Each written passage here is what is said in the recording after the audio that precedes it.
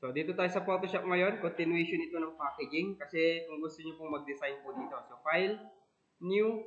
Pwedeng i-design ko na lang siya sa A4 size. Pwede naman yun kasi sishrink ko na siya. Ayan. Then, ila-landscape ko. Pwede rin ganito lang muna. Naka-portrait. So, kukunin ko na po yung na-save ko kanina as PNG file.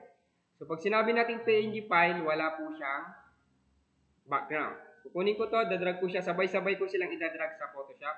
And then, para may lagay ko sila sa gitna, before ko bitawan, hold shift. Then, enter. Kung ilan yung dinrag mo, yun din yung may enter, ma-enter. And then, enter. So, ito na siya ngayon. Nakahiwalay na sila. So, ito, pwede mo ng pangalanan, die line.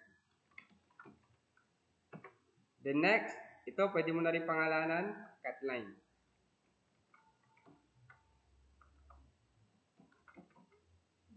Then next, pwede mo na pangalanan to bleed.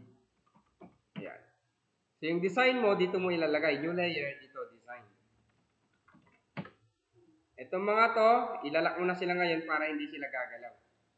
So bahala ka kung paano yung diskarte mo dito sa Photoshop, paano ka mag-design. Or para sa akin, mas madadalian kayo kapag sa Illustrator. Okay? So once na okay na yan, hindi pa dyan tapos. Kasi ito yung tinatawag nila na flat design. Naka-flat lang siya. Ngayon, next na gagawin natin is yung naka-perspective. Kaya may continuation uli ito. Ikakat ko na muna dito kasi i-discuss po natin yung SketchUp. Okay, kakat ko na muna ito. I-open nyo